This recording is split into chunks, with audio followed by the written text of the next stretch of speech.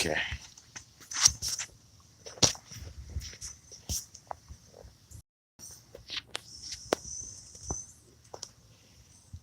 All right. What's going on, family? Oh,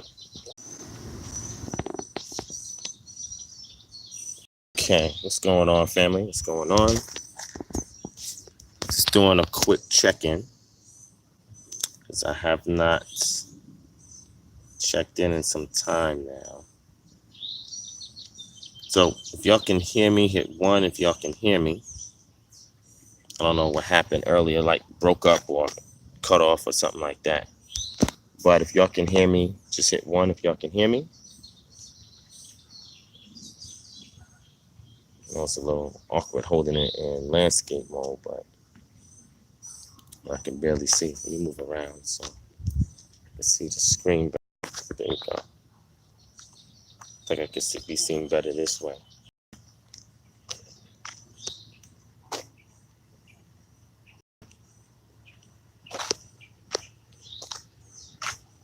All right, so you can see and hear good. You're hitting one. All right, that's what's up. That's what's up. All right, so I typically, when I do my live streams, they're typically indoors. Today I'm outside. It's not a full-fledged Freestyle Friday, so don't get too excited. I'm just doing a quick check-in. I'm gonna try to do Freestyle Friday tonight, but I have a lot of other things to take care of, and also I'm gonna be teaching tomorrow, right, at HCA. So if y'all missed that lesson last Saturday on meditation according to the Israelite cultural paradigm, then y'all need to go back and check that out. You'll see it is called Meditation by the Book. Meditation by the Book, all right? So y'all go ahead and check that out. Other than that, yesterday, some of y'all who are not following me on other social media like Facebook, you're not aware that I actually went to this conference yesterday. And this conference was called the Just Gospel Conference. And I was told that Dr. Eric Mason was speaking there. And, people was putting me on, letting me know he's speaking there. If y'all are aware, then you'll know that he recently made a video in regards to the Hebrew Israelites. So what we wanted to do is just ask him some questions in regards to that in person and get his take in person.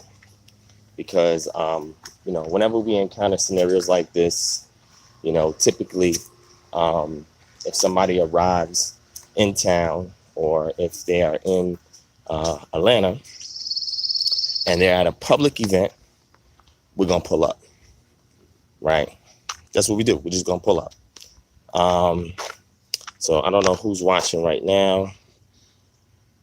Let me see. Shalom to Dennis Miller. Shalom to Mantayahu. Shalom. Peace to Thomas, Keelan, Aldrich, J. Humble. Glory of Yah Israel. Jordan Woodstock. Lee Brew. Black Ave. Sierra Yah Israel. Mika 1. Mika, so you must be in 2 live streams. You must be in this one and the discussion with Polite and Mighty Hebrew on Sign of this channel. Shout out to my brother Kwaku Danielle in the building, Inside the Nation, Nieces Pieces. Yeah, I watch. I keep my eyes on people that be in this chat and what other chats I'd be seeing y'all in. You feel me? But anyway, so I got word that Dr. Eric Mason was going to be at this Just Gospel Conference and he was going to be speaking on reparations. So I got word of that last minute. And I had to wait the transition from the work that I was doing in order to get down there to where it was at. And unfortunately, by the time I got there, they had their lunch dinner break like from 5 to 7 and I missed them. So I was a little disappointed in that. But if you follow me on social media, you'll see that in the process of me doing that, I went to the vendors that were there. And it was only 3 people that was there at the time. There was vending for an organization called One Hope. And I started to engage them in regards to their program and their organization. And then, one of the brothers I was talking to, he decided, uh, well, I guess he decided, but I was asking him certain questions as it pertains to, his identity, Christianity, etc. And then, his partner that was over there on the side was peeping it, and then he stepped away and came back, and he's like, "Oh, you an Israelite?" I'm like, "What? I ain't say I'm Israelite. Where did that come from?" You feel what I'm saying? So from there we had a dialogue. You know what I'm saying? Um, so I'm gonna post that on this channel as soon as I get home and settled. I'll post that for y'all, so y'all can check that out. But tonight, like I said, I'm gonna try to do the live stream tonight and talk on a couple other matters and so forth. But remember, I still got to prepare for tomorrow. I got to do a lesson for tomorrow. All right. Yeah, Quanky. You know what I laugh at when they have those and there's no Israelites there to defend. Like, how effective is your apologetics if you're not doing it in an active scenario? How real is that? You understand what I'm saying? And they pick and choose who they want to have dialogues with. They do that purposely. They know certain people they don't want that work from, and certain people they don't mind having a discussion with. So it's a huge bias, a really, really big bias. You know what I'm saying? And it's very obvious. You know what I'm saying? So, yeah, so right now I'm just walking around my community right now, talking to y'all. I'm about to get off in a few, but I just want to check in with y'all real quick. If y'all have any questions, inquiries, just holler at me, let me know what's up. But yeah, that was a really interesting conversation that I had with those two Christians. And they tried to tag team me. It was really funny. It was fun.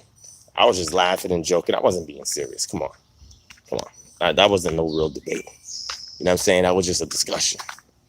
You understand what I'm saying? It's just a discussion. But y'all see a video. I'll put it up for y'all, so y'all can check it out. Aldrich, I guess it depends on what he wants to talk about. I mean, it's not really on my top priority list. You feel what I'm saying? It's really not on my top priority list. But if the opportunity presents itself and the subject matter is right, then I'm for it. You feel what I'm saying? I'm all for it. But only time will tell. But it's not on my top priority list. So don't hold your breath for that. All right.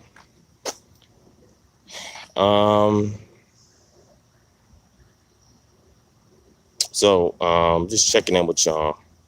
Checking in. D Zion, I feel you, man. That's how a lot of people feel. You feel what I'm saying? So, but yeah. So if y'all got any questions, inquiries, real quick, let me know. Hit me up. Otherwise, I'm going to dip off here and get that video up soon, and hopefully be able to go live. All right. I appreciate that, Tyrone. Shout out to my brother Jordan's Cadet for the super chat donation. Appreciate that. Thank you for that. But I mean, these are not real debates. Like, for example, right, on my Facebook page yesterday, when I went to the Westin Hotel with this Just Gospel Conference, that's on 210 Peachtree Street, if I'm not mistaken. So they got a part 2 session today up until 8:15 p.m. is when they do their fellowship. Then they have another session tomorrow. So if anybody's interested, if you're in Atlanta, go right downtown to the Westin on 210 Peachtree Street, and just ask for the Just Gospel Conference, and you can go to that conference, right? They got some really interesting subject matters that they're dealing on, which I was even impressed by, that they was even touching or addressing, right? But anyway, I was only there for Dr. Eric Mason. That's it. You know what I'm saying? Strictly because he, did a whole Bible study, almost 3 hours on Hebrew Israelites. And I found out he was in my town. When people come into Atlanta, they don't check in. They don't be like, yo, Divine, we here. We love to have a discussion with you. We in your neck of the woods. Because I will make it happen. But if you don't check in and you're going to be at a public event, I'm going to pull up. Just expect to see me there. You may see me in the audience. You may see me in passing. Just expect to see me there. Because you'll know, if you're coming to Atlanta, you know I'm here. Yeah, this goes for anybody. Y'all know I'm here in Atlanta. Just highlight me. You know, Divine, I'm in town. Let's have a discussion. I would have loved to have set something up. It would have been nice if you'd have told me this, if I would have known about this conference a week in advance. I would have had that day free just to go and meet with this brother. Matter of fact, I would have patronized the event, which I was going to do yesterday, but I came too late. I would have patronized the event and even watch him give his lecture. And then afterwards, holler at him. You know what I'm saying?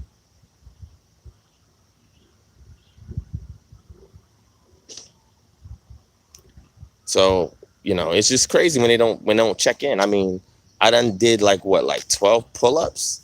I recorded maybe about 6 for y'all or whatever. I mean, we pull up. That's what we do. We pull up. You know, and most of the time I try to come by myself. Right? I'm not trying to bring like 30, 40 people with me because, you know, then it's going to make things worse. People get intimidated. Maybe 1 or 2 other people with me. But most of the time I come by myself so people are not thrown off. They're not intimidated. You feel what I'm saying?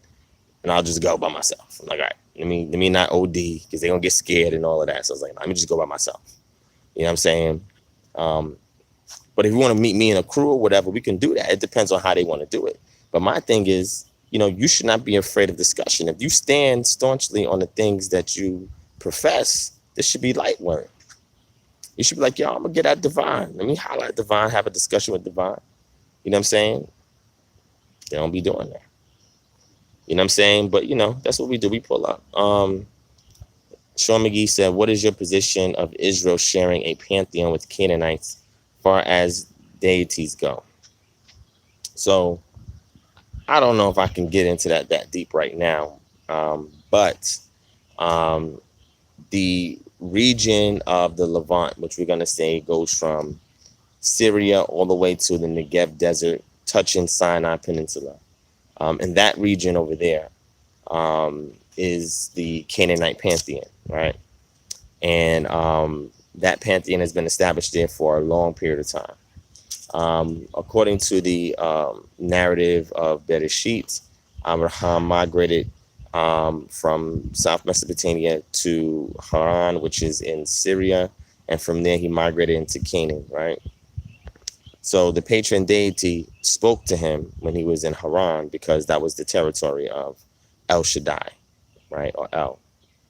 When you get into Mesopotamia, you have a different pantheon list of deities, right?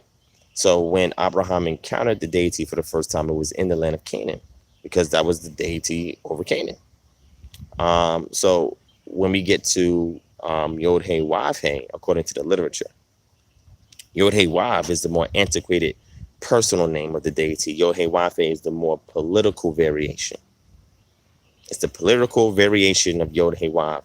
Yahu, according to the Northern Tribes dialect, or Yahu. So when you get like Yahweh, some people say Yahuwah, Yahweh, you know, that Yod-Heh-Wav-Heh was a political variation of the deity's name. Political. Socially, it was Yahu. And a lot of that is given away by looking at the theophoric names of the people that existed during that time in both the literature and the archaeological record, right? I have a lecture coming up in regards to my position on the name of Yah that I utilize, right? Which is Yod-Heh-Wav, which is the earliest rendition. Yod-Heh-Wav was a Transjordan deity. It was mostly prominent in the area of Seir in Midian. And when Abraham encountered this deity in that region, the deity told him that my previous form was El Shaddai, and I made a covenant with your forefather Abraham.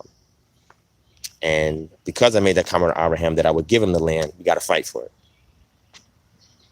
Because those other deities, lesser deities that is over those other peoples, they're not doing what they're supposed to do. So I'll give you an example of what we're talking about. So let's say, for example, we look at the UN, right? And you know the UN supposedly does a lot of peacekeeping missions, right? Well, they'll go into certain countries and, try to negotiate the fighting and bring aid and relief, and because they believe that crimes against humanity is being committed in these countries. So these countries who are part of the UN, and they get sanctioned, the UN now has a small degree of jurisdiction to go in and maintain peace, right? And sometimes may have to get peace in the midst of war, right? So, they galvanize troops from other nations that's part of the UN to go in and assist with the peacekeeping efforts and or fighting if they had to fight, right? So let's say, for example, that the UN is this pantheon, and let's say that the council that's over this pantheon, and the presider that's over this pantheon, realizes that one of the nations that's a part of the UN is committing crimes against humanity, right? They decide that they're going to intervene. That country may be resistant. They intervene anyway. And being that the UN has the full backing of all the other member states, it's really difficult for that country that they're intervening in to actually have any kind of leverage over them, unless it's somebody big like Russia, China, anything like that. But we're talking about like smaller nations, right? So Yod-Heh-Wav-Heh, or Yod-Heh-Wav, had to go back into the land and reclaim the land back from the other deities that had peoples in that region, right? So this is all interesting, right? But I'm gonna get deeper into it when I get into the lecture. But suffice to say, Yod-Heh-Wav-Heh is a war deity, and that war deity is the one that reclaimed the land for the children of Israel. Yod-Heh-Wav, which was the most antiquated name, became Yod-Heh-Wav-Heh because what they did was they decided that we're going to transition from just a personal name to a conjugated verb that denotes the preeminence of the deity that put us here. Heavy stuff. But nonetheless, the deities that's in the region of Canaan has always been the deities of Canaan. So, those same deities were shared amongst the Levant region, even in the Transjordan region, and even in the area of Northwest Arabia where we get Midian, Seir, etc. Matter of fact, the scriptures tell you that El comes from Teman. Him and the mighty one from Teman in Mount Seir. That's straight north of Sinai. And what people were there, the Horites, and they got displaced by the Edomites. So that deity was known there. When Moshe came back from Mizraim and entered into Midian in Exodus 18 and broke bread with Jethro, trying to tell him what was going down, Jethro was like, oh, now I know that Yod-Heh-Wav-Heh is the supreme deity. So let's give an offering and sacrifice to him. And that's what he did. He gave an offering and sacrifice to him. Let me try to switch up. Hold on. This is awkward because I'm trying to charge it at the same time. You know what I'm saying? So that right there explains some of the things that we see that seems kind of interesting when it comes to the text. So Prince of Peace of Israel, I'm gonna try to go live tonight. So we'll see what happens. Definitely. But hopefully that begins to answer your question. Again, that Canaanite pantheon is going to be, evident especially when the Israelites went into Canaan and subdued Canaan and settled within Canaan. And in doing so, the deities that was already in Canaan was going to be assimilated into their understanding of this divine council. And then they get involved in worshiping these deities alongside Yah, instead of identifying them as lesser deities that are subordinate to El Elyon, right? Because El is just a title name; it just means a power. It became personified to distinguish between the chief deity and other lesser deities, but it's also a title for any power. El is a title for any power, just like Baal is a title for any mastering deity. Right, like Baal Hadad that we get from the Ugaritic text, right? So hopefully that begins to answer your question. But like I said, the Levantine pantheon was evident. So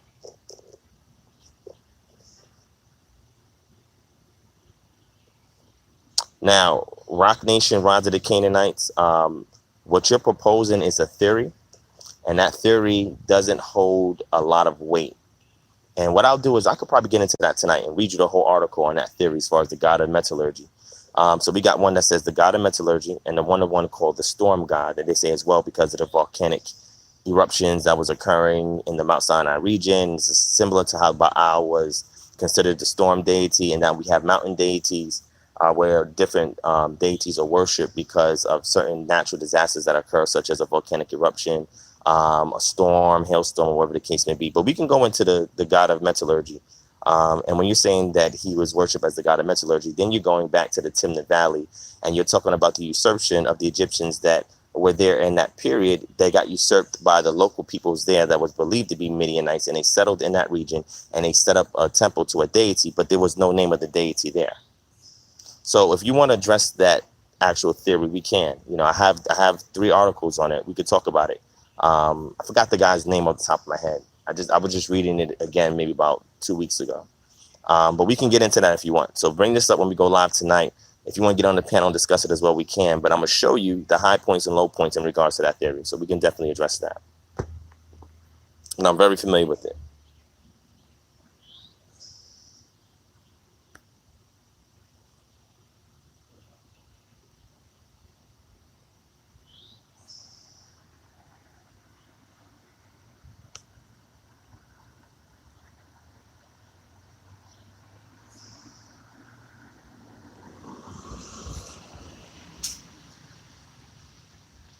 Shalom, shalom. What is you talking about?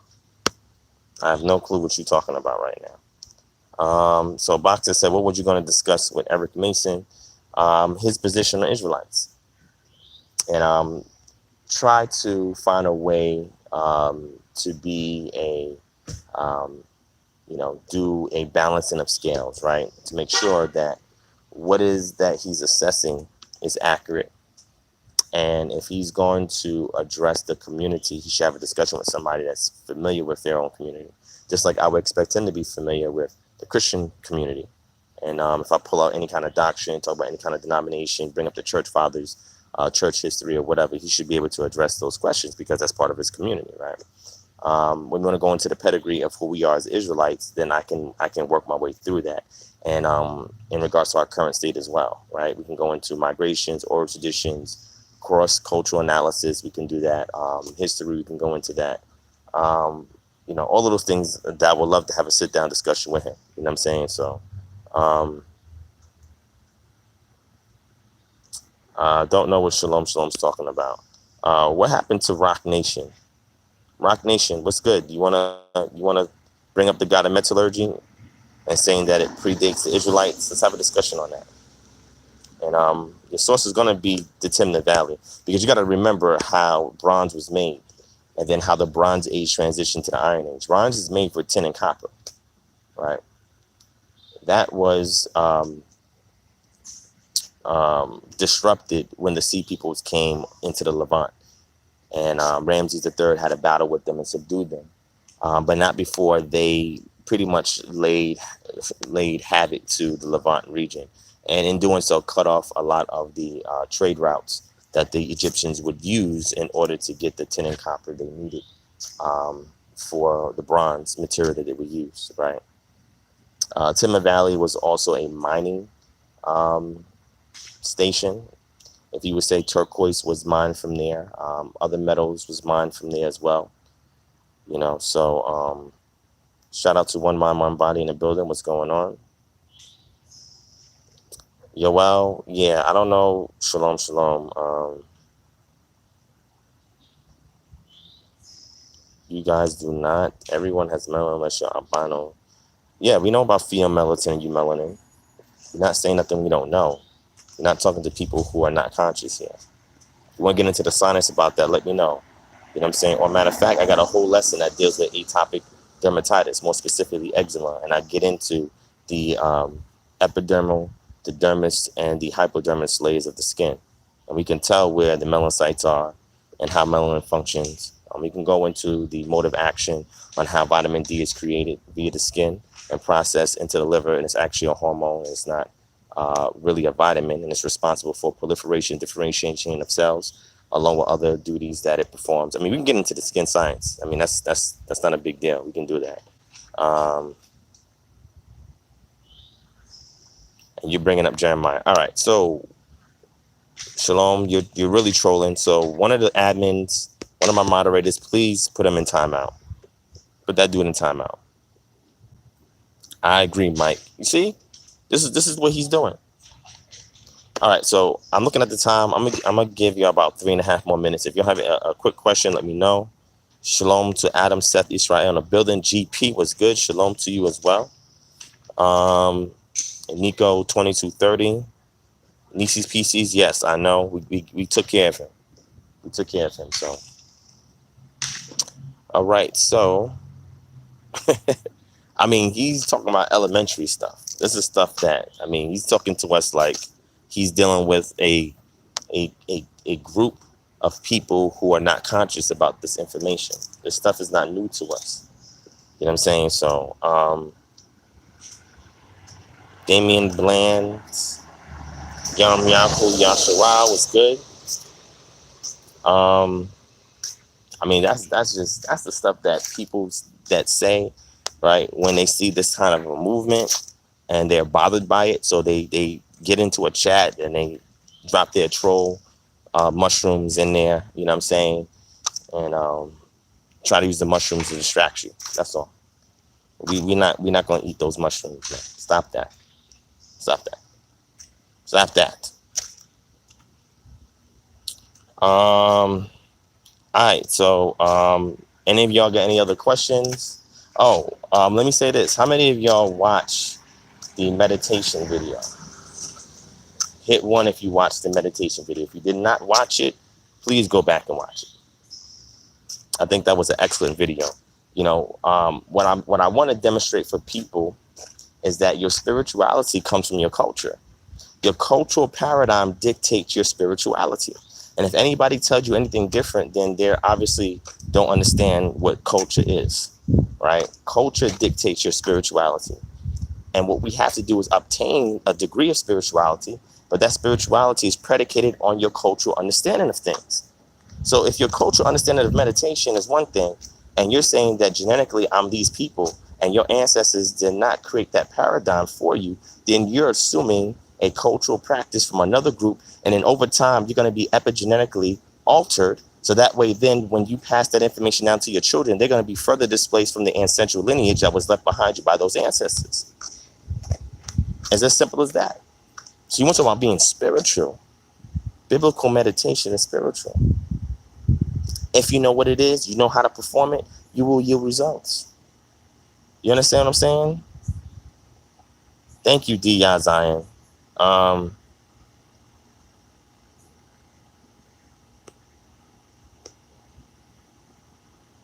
mean, I don't know. You talking about Rock Nation? I don't know who. I think that's who you're talking about. I don't know who that is. I have no clue who Rock Nation is. I think that's who you're talking about. I mean, if you want to get on the chat tonight, you can. We could talk about the god of metallurgy, and we can go into that theory as well. You know, when they assign that theory to Yod Hey Vav, we can get into that. But there's a lot of other things that he'd have to discuss as a prerequisite before we have that discussion. And I got to make sure he's reading the litany of works as it pertains to archaeology and that conclusion in regards to assigning epithets and locations and ethnogenesis of certain peoples to certain deities. He's going to have to show this. Now, the Shashu thing, I agree with. He's absolutely right in regards to the Shashu thing. But the god of metallurgy, we got to deal with that. You know, you see a lot of that also, the workings of metallurgy in Genesis, where this was right before the flood. We have the first case of polygyny, the first case of metallurgy, and things of that nature, right? And from Cain's lineage, you have a murder right after him. That's been documented in the text.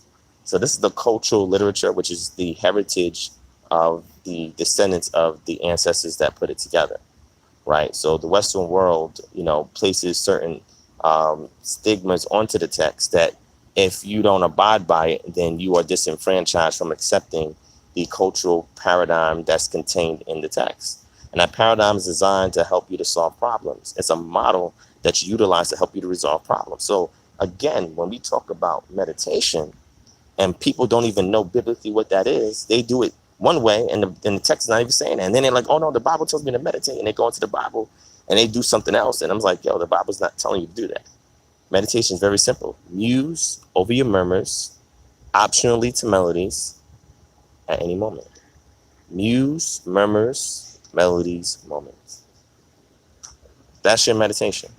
So, and meditation begins with an M, so everything else in that sentence majorly begins with an M. Muse over your murmurs, to melodies at any moment. That's meditation. It's not deep, but if you don't understand your culture, you're not going to perform that correctly. Right?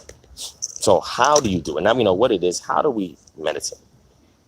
Well, you have to allow your heart to speak and flow unfiltered, under your breath, in a subdued manner, where you are conveying the good and the bad, and you put in it before your patron deity. In this case, is Yod Hey Wav, or some people say Yod Hey Wav. And once you put it before the deity, you muse over what just came out of your heart. Muse means go into deep contemplative thought about what you just put forth to the Most High. This is the way for you to spiritually detox, but it has to come out in a way that is concentrated and is aimed at the Most High. So in the process of you pouring out to the Most High, as you muse over it, the Most High then deals with your mind and the process of you filtering out your heart. And then when you take and you add it to a melody, or you put ambient, like an ambient instrumental in the background, nothing with lyrics, an ambient instrument in the background, that will help the process to flow, right? So when you have ambient music that is in alignment with proper meditation, it allows the mind to be in a state where it's semi-sedated, where it's active. And when you do that, then you can begin to more fully recall the things that you have not yet murmured to the Most High. So if you don't understand your culture, how can you connect to spirituality? How is that possible? You can't, I mean, there's no other way around it. The culture dictates on what spirituality you should be following if you adhere to a particular culture, or what spirituality that you've been caught up in. So, what you got? Near East, and you got Far East. You got Western. You got South. So,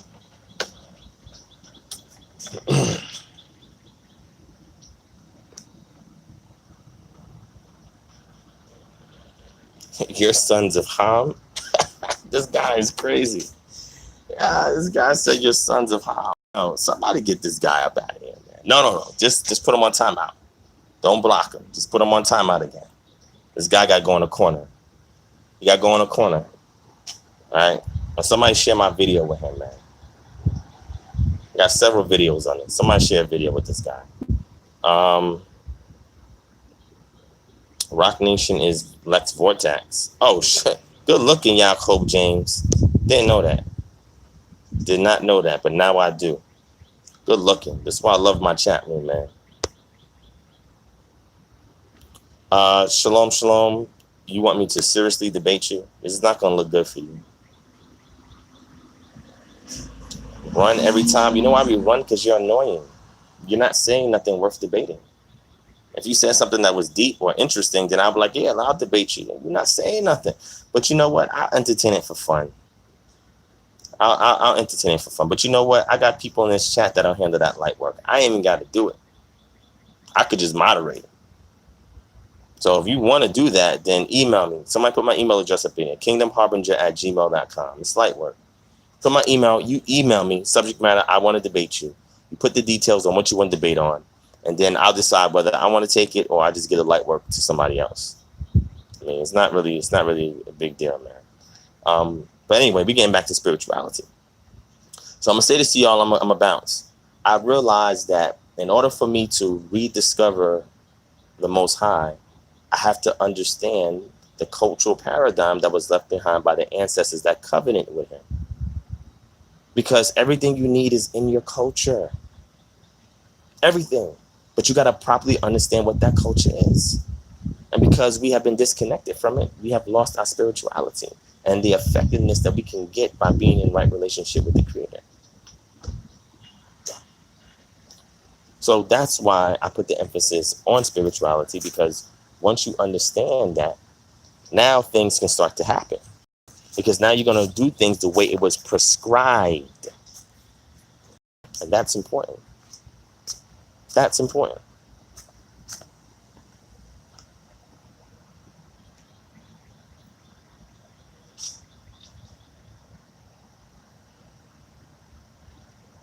Aldrich, what you mean show us that cultural paradigm? What cultural paradigm are you referring to? Let me know.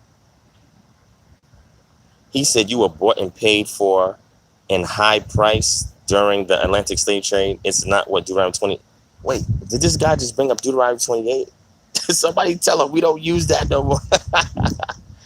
Yo, somebody give this dude a clue, man. Please, somebody give this guy a clue. This is not going to look good for him. If that's what he's coming with, it's not going to look good for him. Exactly. Religion binds you to dogma. Culture liberates you to your inheritance. It's different over here. It's different. It's different. It's not the same thing. It's not the same thing. Aldrich, you said make a video showing how to apply ancient culture today. Aldrich, I just referenced a lecture I just did last Saturday. It's called Meditation by the Book. Click on that video on this channel and take a look at it. I talk about cultural reorientation. I show you about how we identify a particular practice by way of our New Age understanding, and it's not what was prescribed in the cultural literature of our ancestors that was passed down to us to secure and protect us as an immune system against any kind of spiritual pathogens or physical, physical pathogens as well, if you want to look at it, but people who act as pathogens that's seeking to do harm to the body.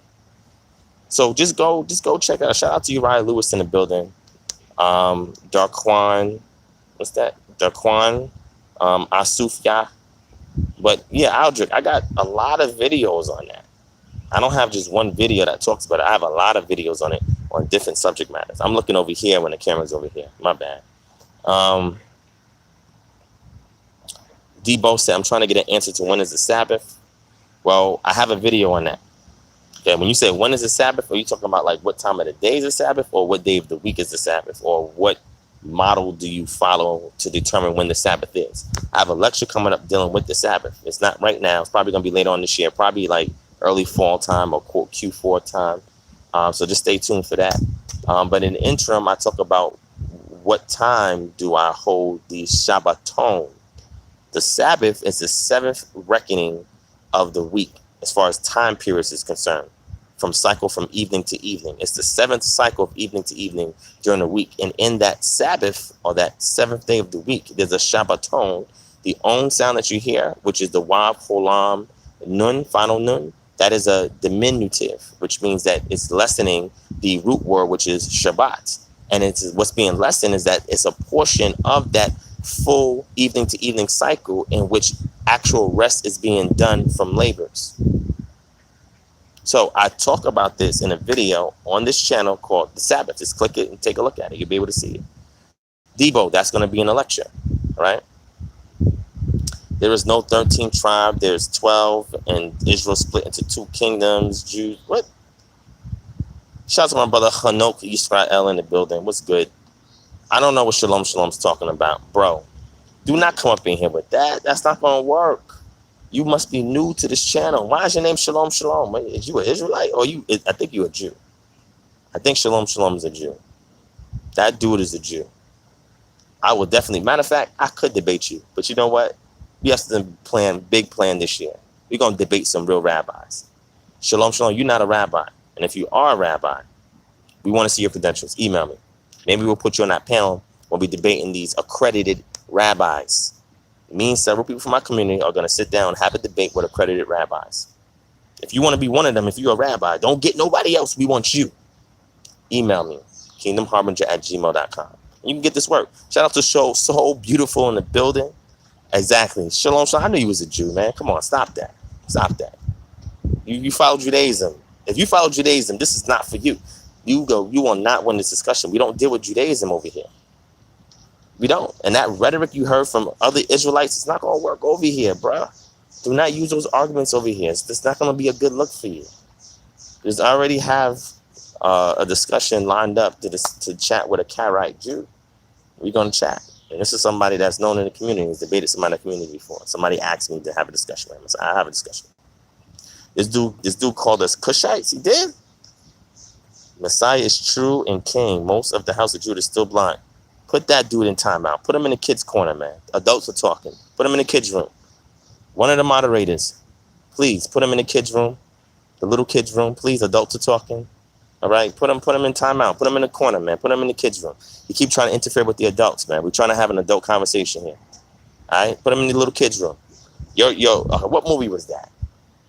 What movie was that? Oh, Four Brothers. Y'all remember Four Brothers? You remember that scene? I forgot the guy's name, man. The bad guy, the main bad guy. One of the other guys that was working for him, did something wrong, and he made him sit at the kiddie table and eat.